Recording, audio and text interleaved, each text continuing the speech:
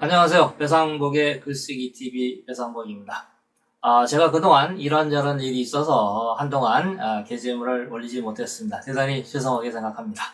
네, 자, 오늘은 지방대 간호대 학생이 서울대 병원에 합격한 사례를 소개해 드리려고 합니다.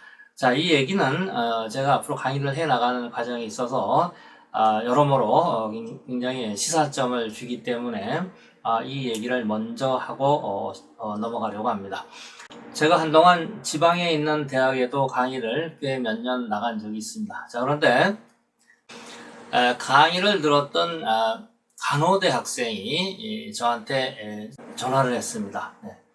이번에 서울대 병원에 모집 공고가 났는데 자기가 꼭 서울대 병원에 들어가고 싶다고 하면서 어떻게 자기소개서를 쓰면 좋을지 알려달라고 문의를 해왔습니다. 자, 그런데 서울대 병원에 들어가기가 굉장히 어렵죠.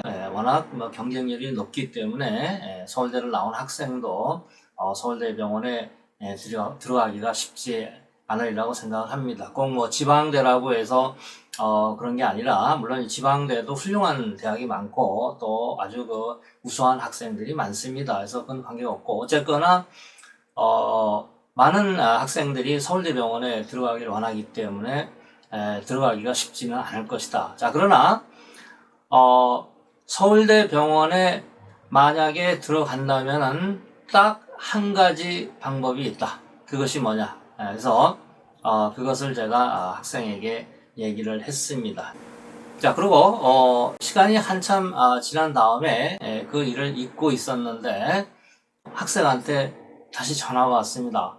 서울대 병원에 합격을 했다고 전화가 왔습니다. 그래서 처음엔 정말 믿어지지가 않았습니다. 그래서 정말 참 잘됐다, 정말 축하한다고 해서 이렇게 축하한다는 얘기를 반복해서 이렇게 했습니다. 이럴 때는 축하한다는 얘기를 많이 해줘야죠. 또 그런 소리가 얼마나 또 듣고 싶겠어요. 그래서 이제 축하한다는 얘기를 정말 계속 이렇게 이제 얘기를 이제 하면서 학생한테 물어봤어요. 그래서 어떻게 합격했나? 나는 쉽지 않을 거로 생각했는데 이렇게 얘기를 했더니 그 학생이 하는 얘기가, 교수님이 얘기한 대로 그대로 따라서 자기소개서를 적었더니 그래서 합격한 것 같다고 이렇게 얘기를 했습니다. 그래서 저도 참 굉장히 기뻤습니다. 그래서 제가 그 학생이 합격하는데 이렇게 도움이 됐다는 게 굉장히 기뻤습니다. 그래서 기분이 좋았죠. 그래서 그런 일이 있었는데, 자, 그러면은 그 학생한테 얘기한 그 세 가지가 뭘까요? 그 세 가지를 말씀을 드리겠습니다. 많은 지원자 가운데 자기소개서가 선택이 되기 위해서는 남들과 비슷한 그런 내용으로는 절대로 안 됩니다.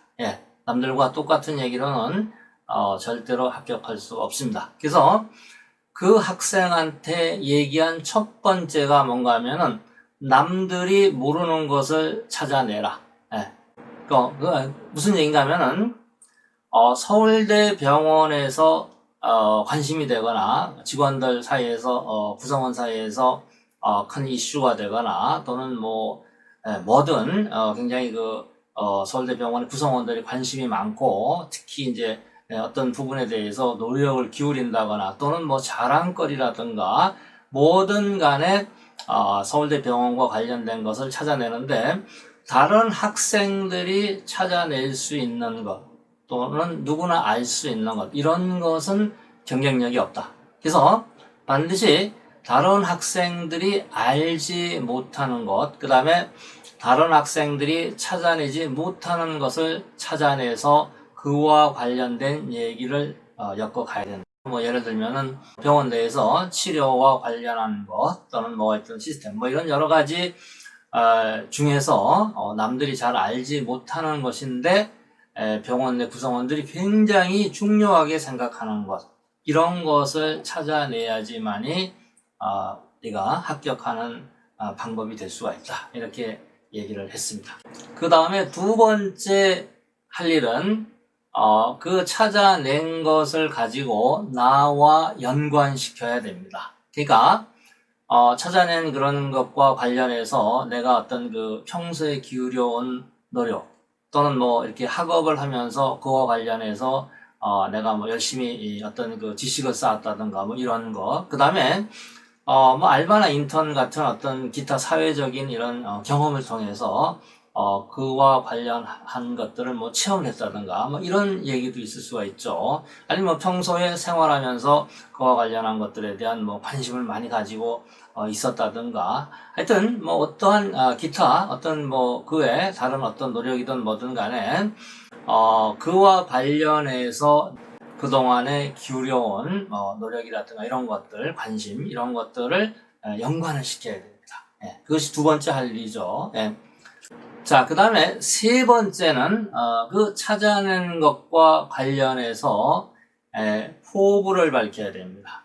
뭐 예를 들면 어떤 그 치료법이라고 가정을 해보겠습니다. 그러면은 그 치료와 관련해서 자기가 어떻게 기여할 수 있는지 또 그렇게 기여를 해서 어떤 성과를 냈는지 이런 것들을 구체적으로 언급을 해야 됩니다. 예. 그리고 나중에 다시 말씀을 드리겠습니다만은 이 포부와 관련해서는 반드시 숫자로 얘기를 해야 됩니다. 포부를 숫자로 얘기하지 않고 추상적으로 얘기하면 그건 아무 의미가 없습니다. 그래서 반드시 포부를 얘기할 때는 숫자를 가지고 얘기를 해야 됩니다. 그러니까 그 치료법과 관련해서 자기가 어떤 노력을 기울여서 그것이 어떤 좋은 결과로 얼마만큼 좋은 결과를 가져올 수 있을지 가급적이면은 이 수치로 제시하는 것이 좋습니다. 이제 물론 이제 병원과 관련된 것들이라는 게 이제 좀 다르긴 합니다만은 5년 그 다음에 10년 이런 식으로 기한을 둬서 5년 뒤에 어떻게 10년 뒤에 어떻게 막 이런 식으로 목표치를 제시하는 것이 좋은 방법입니다. 그러나 이렇게 병원 뭐 치료법이라든가 이런 거 관련해서는 꼭 이렇게 될 수는 없겠죠. 어쨌든 그와 관련한 포부를 반드시 수치로 얘기를 해야 됩니다. 수치로 얘기하지 않으면 경쟁력이 없습니다. 자, 그러니까 정리를 하면은 병원과 관련된 것들을 남들이 잘 모르는 것을 첫째로 찾아내야 됩니다. 그 다음에 둘째로 그와 관련해서 내가 그동안에 갈고 닦은 능력 또는 커다란 관심이 있다는 것을 보여줘야 됩니다. 그 다음에 세 번째로는 그와 관련해서 자기가 어떤 노력을 기울여서 어떤 성과를 이루어낼 것인지를 구체적으로 얘기를 해야 됩니다.